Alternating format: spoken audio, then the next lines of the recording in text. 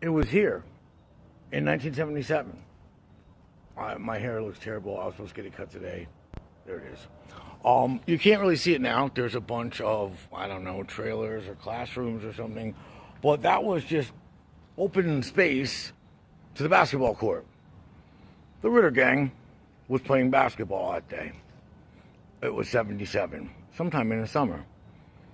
The ball rolled all the way out of bounds to about that point there. And a young dude that was playing with the Ritter gang, he wasn't necessarily part of a Ritter gang, but he chilled with them. There was a couple people that would just come and play, pick up basketball games and football games and so forth with the Ritter gang. My dad was definitely playing that day. I don't know who else was. I think there was a sinker involved, probably a cootie, on and on and on. But the guy who came over here was a guy named Richard Snizak. They called him Sniz. And when he picked the ball up right there, he looked down there, because I used to take my big wheel and roll down that little hill into those doors. Those were red doors back then, but those are like more reinforced now, but into the doors that were there. And there was a girl named Carol Hausman, and I think a girl named Kim Milder. Maybe that was too early for her. Maybe there was a girl named, maybe it was one of the Glassics. Or maybe it was there was another girl. I think it might have been a girl named Karen something from Sherman Street who went to Catholic school, which is why I didn't know her. But anyway, Sniz saw two girls picking on me, older. They were like maybe 3 or 4 years older than me, and they were, I don't know, giving me a noogie or, I don't know, pushing me around or something. And he just saw me at the bottom of there with two girls, and he was like, "Oh, look at him, Richie Romance." And then he said, "Hey, Yance, kids over here getting the romance on." So that is where it started, but that was 1977. Flash forward 9 years, August 1986, to this place right here, a place I knew well. That's where all my games were from Eastside Youth Center. But now this is the practice field. I was starting sometime in early August. I had to make the choice. After 6 years of taking guitar lessons from Dan Fredericks, brother of Bass Fredericks, famous Eastside musicians, I tried everything I could. I have an acoustic guitar. My dad bought me an electric, but no matter which way I shook the dice, it was 86. It was the height of hair metal. I wasn't trying to be Bon Jovi or Skid Row or a hair band. And that's all I could come up with. My dad wanted me to be the next Keith Richards and be a rock star, but we didn't call it classic rock then. But no matter which way I shook the dice, it's no matter how good I get at this, best case scenario, I could become Eddie Van Halen maybe, but they're still kind of heavy metal and have big hair. There was just no way I could shake it up where it was I could get people like Ruth Latch or Kayleen Wagner or Tara Abraham to come to see me play a guitar and dress sexually. I don't know. I just put that on the back burner. I had to quit taking guitar lessons so I could play football. So we came here on day one of double sessions. It was probably 8 in the morning or something like that. And you had coaches there, and one of them was Snizak, the guy who called me Romance. You had Coach Steiner, Coach Marks, Coach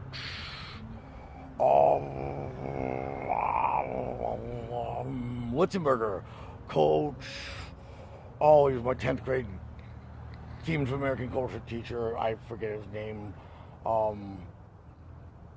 Anyway, there was a couple of different coaches.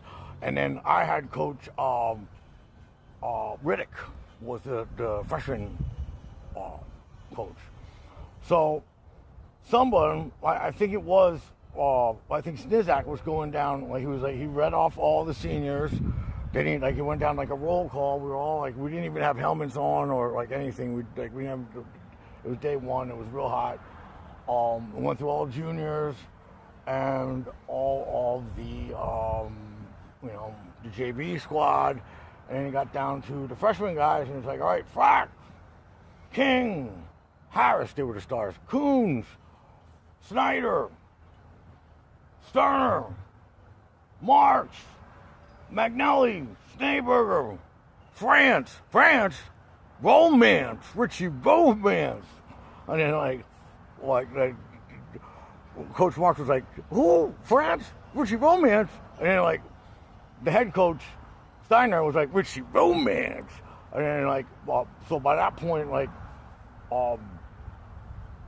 Coach Riddick was like, okay, Richie Romance, I know exactly who you are. You're Jesse's son. Get on over here. You're going to do some running. Marathon Mel. You're going to be doing wind sprints. You're going to be Husky Pups. Blah, blah, blah, blah, blah. So, every time on that field, is that geese out there? There's a bunch of geese out there. When it was time to do a hill, Romance, do a hill. Romance, hold the bags. Romance, 100 yards. Romance, what the hell? It was Richie Romance. So everyone on the team sort of called me Richie Romance. So, and basically what I did at that point, because I was really small and I didn't realize it then, but we all know now I suck at sports, not my strong point. But I wasn't going to not play football. It's like not wearing clothes or not breathing or something. So, yeah, I've been playing football 6 years. I went to fucking play. Basically, like, the stinkier people on the team, me, I think Chad, Butch, I think Trev Sterner might have been on there. He was a littler guy. We had to hold bags for, like, the bigger guys, the seniors and, like, the varsity squads, I don't know if you guys remember the X-Men, but like these were some fully grown, big, huge dudes. Like Obi, Night Train, Roundtree. I think he was the running back, but then there was still Bill Hall, who was even bigger, and I don't know. They just pummeled us. Tyrone Cross, was a Drayton in there. Freaking Mark Boyer was like 8 feet tall. Freaking giraffe. And then, that wasn't the end of it. Like, that was just the X-Men. There was a whole shitload of other guys that were, John Hayes played on that team. Joey Semmel played on that team. The great Joe Cassis played on that team, although he wasn't a power guy. He was one of those, like, punt-returning, fast, quick guys that dipped and dodged. So, we would leave here, and then we would go to the locker room. Now, at that time, I'd been writing rhymes since 7th grade. A lot of people know my rhyme, Michelle. That's my most famous rap ever. I don't remember the words anymore. I'm embarrassed about it. Michelle remembers the words. My first rhyme in 7th grade was another song about another Michelle. The Michelle you're thinking of didn't come out until 10th grade. That was 88. In 85, I wrote a song about a girl named Michelle Now. She was in Gifted with me. She was cute. I mean, she wouldn't blow away, knocking me off the map, but, like, I tried to, like, ask her to slow skate or borrow a pencil from her or something. She just wouldn't give me any time of day. So I wrote a song called She Won't Give No Play. She won't give me no play or something like that. Like, she won't give me the time of day. Like, and I wrote a rhyme about that. I mean, you're cute.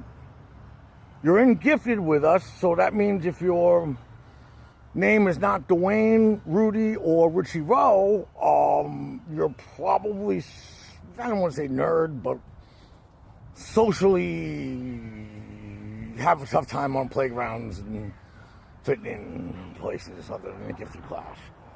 So I'm giving you the time of day. Why won't you give it back? So that was my first rhyme.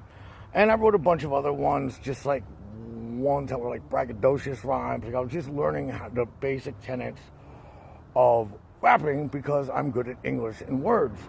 And actually, it was Dean Lehman who gave my dad. He used to change the records in jukeboxes back when they had that, and he used to bless my dad off with a whole bunch of 45 all the time. We had a big stack of 45 records. I don't remember them, they were little round ones, like not as big as LPs, just one song, singles. I mean, I knew Ghostbusters because of him. I knew Think of Laura by Christopher Cross because of him. I knew, my sister's name is Desiree. There was a song by Neil Diamond called Desiree. Knew that. So one day in '81, he gives my dad a 45 called Rapture by Blondie. And my dad, I'm listening to it. It's like pretty funky. It's like a disco song. My dad and most of the Rear Gang hated disco, but I like disco. I can grab some rhythm, got some moves. Pretty funky. And then she was rapping. Fab Five Freddy told me everybody style. DJ singing, he said, Ma, Flash is gas, Flash is cool, Flash was the bone. What we'll do when you don't stop to the punk rock. Go out to the parking lot and you get in your car and you drive real far and you drive all night till you see the light. So little by little I was making rhymes. And then once I quit taking guitar lessons and being at football practice all day, me and Chad were really into Run DMC at the time, because that was when Raising Hell, their third album, came out. Most people would think Walk This Way was what we're into. Nope. We should have been into Peter Piper. I was, of course, or My Adidas, also that. But me and Chad's favorite song was You Be Illin'. Yo, you be illin'. So I was making up rhymes like that, and I was slowly learning, like a lot of like older stuff that I kind of missed out on. Like I kind of missed LL Cool J, Rock the Bells in '85, but by '86 I picked up on it. I did know from being at Keck Park, like Bruner and Junior Stout and those guys who ride shifter, they're always blasting Slick Rick and Dougie Fresh, so I learned their two songs, which is The Show and Lottie Dottie, which we'll get to in a minute.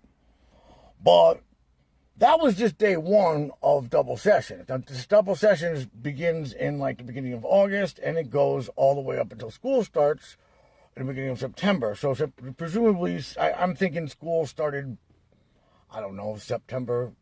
Let's just say it was September 1st. It was probably a Tuesday. So that Friday was September 4th. Now, we were the bad boys in Moser. We were the bad boys in Harrison Morton. We were the bad boys of the East Side. The Beastie Boys didn't come out yet, but we were kind of like that. But instead of 3 people, we were like 8. It was basically me, Stouty, Dave Stout, Butch McNally, Rudy Flamish, Frank LaClaus, Dwayne Schneeberger, Chris Pavelko. Oh God, I'm forgetting some. Juan Enriquez I'll throw in there, although he was kind of not 100% at first.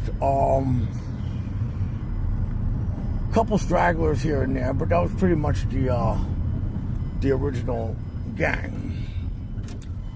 And there's 2 kinds of young men in this world. There are, for some reason, we had no middle children in our gang. Everyone was either the youngest and had older brothers or sisters. Butch had an older sister, and she was kind of like a party girl from like the early 80s. She was like something out of the Go-Go's or something. Stouty had a brother that was so much older than him that he had a kid that was 4 years younger than us, that everyone's always Dave's brother, but it's really his nephew.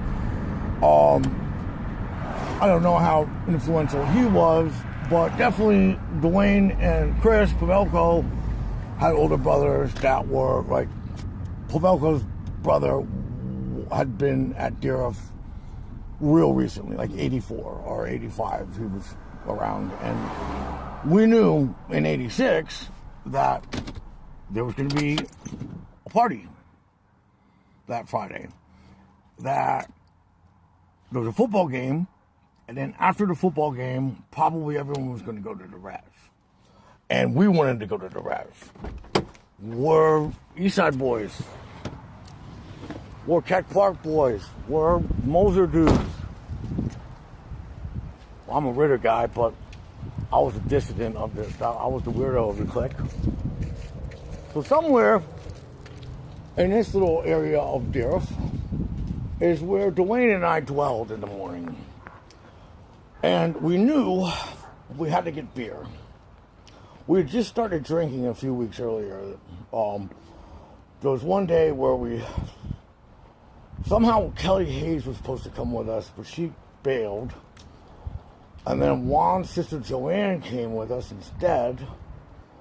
And me, Chris, I think Rudy, Dwayne might have been in there, and Butch all went to the movie theaters, and we drank what we called rocket fuel. We would just take little bits and pieces of bottles and pour it into a cup and drink that, and that was the first time we ever got drunk.